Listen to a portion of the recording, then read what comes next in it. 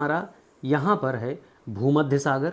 ध्यान से आप समझेंगे इसको तो आप समझ जाएंगे। ये हिस्सा हमारा भूमध्य सागर है। और उस भूमध्य सागर, जैसे ये आप देख पा रहे हैं, यहाँ पर आप देख सकते हैं कि वर्तमान में मैं इसको ऐसे ही यहाँ पर रख देता हूँ। आप देखेंगे ये हिस्सा भूमध्य सागर का है और इस भूमध्य सागर के ऊपर ऊपर ये सारे महाद्वीप हैं और नीचे ये सारे महाद्वीप हैं। यानी भूमध्य रेखा कई महाद्वीपों के बीच से भी होके जाती है। इस पर हम चर्चा करेंगे। अभी हम इंडिया के पॉइंट के हिसाब से पढ़ रहे हैं। तो भूमध्य सागर के ऊपर अगर आप देखेंगे तो हमारा जो भारत है यानी एशिया महाद्वीप है वो भूमध्य सागर के ऊपर आ जाता है। यानी भूमध्य सागर के ऊपर आ जाता है और भूमध्य सागर के जब ऊपर एशिया महाद्वीप आ जाता है तो हमारा भारत यानी कहाँ पर बना हुआ है। यानी यदि हम इस प्रकार से इसको डिवाइड कर दें, इस प्रकार से अगर हम डिवाइड कर दें तो भूमध्य सागर के हिसाब से हमारे भारत का निर्माण यहाँ पर कहीं पर हमारा भारत जो है वो स्थित है। इस जगह का हिस्सा जो है वो हमारा भारत का स्थित है। अब चूँकि बात भारत की है इसलिए यहाँ पर इसका सटीक निरूपण भी बहुत ज़रूरी है, क्योंकि भारत की बात चल रही है और भारत का मैप ऐसे ही बना देना ये तो उचित सर्वथा नहीं होगा। इसलिए कम से कम कुछ तो उसे गरिमा प्रदान करनी ही होगी। चलिए, ये भारत का हो गया, ठीक है। आप यहाँ देख सकते हैं ये हिस्सा जो है ये भारत का निर्माण हो गया। अगर हम इसकी बात करते हैं तो ये भारत यहाँ पर स्थित है। अब ये भारत जो यहाँ पर स्थित है ये आपको परिकल्पना समझ में आ गई होगी। मेरा उद्देश्य आपको ये परिकल्पना समझाने का था। यानी कि अगर हम इस रेखा को भूमध्य रेखा मान लेते हैं तो भूमध्य रेखा से कुछ ऊपर भारत स्थित है। अब देखिए, आपको ये ध्यान देने की ज़रूरत है। ध्यान देने की ज़रूरत क्या है? भूमध्य रेखा से भारत कुछ ऊपर है। यानी कि अगर हम इस बात को ध्यान से समझें तो हम ये जान पाएंगे कि भारत पूर्ण रूप से भूमध्य रेखा पर नहीं है। भारत पूर्ण रूप से भूमध्य रेखा पर नहीं है। यानी कि कहने का अभिप्राय यह है कि भारत की पूर्व रेखा से कुछ दूरी है। और इस पर हम चर्चा करेंगे कि भारत भूमध्य रेखा से कितनी दूरी पर स्थित है। तो इस पे हम चर्चा करेंगे। तो देखिए, यहाँ से भूमध्य रेखा की जो दूरी है, अब ये भूमध्य रेखा है, मैंने आपको बताया कि भूमध्य रेखा से भारत दूर है और भूमध्य रेखा से जो भारत का आखिरी हिस्सा है यानी ये वाला जो पॉइंट हमारा टच करता है, इस वाले पॉइंट को हम कन्याकुमारी कहते हैं। क्या कहते हैं? इस वाले पॉइंट को हम कन्याकुमारी कहते हैं। इस वाले पॉइंट को क्या कहते हैं? इस वाले पॉइंट को हम कन्याकुमारी कहते हैं। जो कि अगर हम बात करें, जो कि 8 डिग्री 4 मिनट से, यहाँ पर आपको ध्यान देने की ज़रूरत है, इसके सापेक्ष में आपको बता रहा हूँ, 8 डिग्री 4 मिनट से 8 डिग्री 4 मिनट से यानी इसका जो आखिरी बिंदु होगा वो 37 डिग्री 6 मिनट, ये इस लेंथ की मैं बात कर रहा हूँ, अक्षांश की बात कर रहा हूँ। क्योंकि भूमध्य जो हमारी पृथ्वी है वहाँ पर हम जो भी डिस्टेंस मापते हैं वो अक्षांश के रूप में व्यक्त करते हैं। यानी लैंगिट्यूड और लैटिट्यूड के रूप में हम उसे व्यक्त करते हैं। उस पर हम चर्चा करेंगे।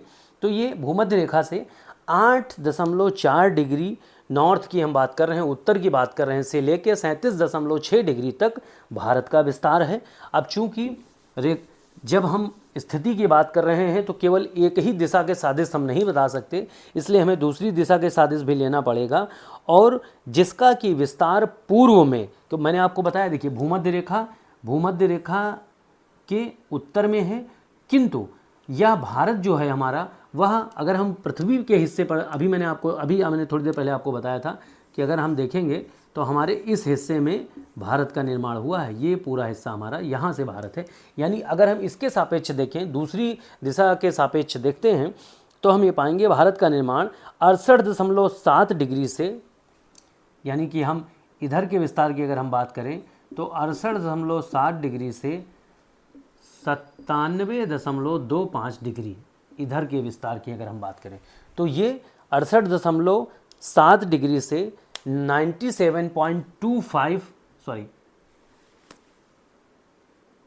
डिग्री, और मिनट का साइन इस प्रकार से होता है, 68 डिग्री 7 मिनट से 68 डिग्री 7 मिनट से 97 डिग्री 25 मिनट का इसका पूर्वी विस्तार है और 8.4 डिग्री से 37 डिग्री 6 मिनट इसका उत्तरी विस्तार है। ठीक है, ये हमारे भारत की उत्तरी विस्तार था। यानी कि अगर हम चर्चा करें तो भारत विषुवत रेखा या भूमध्य रेखा के उत्तर में स्थित है।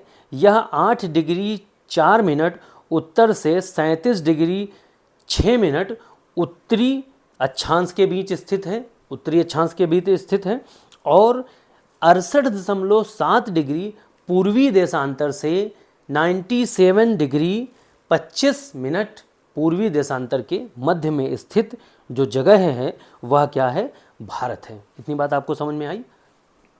इतनी बात समझ में आई? भारत है। ठीक है, क्लियर है? अब देखिए, अब यहाँ पे और बातें हम देखते हैं, समझते हैं। वो क्या है?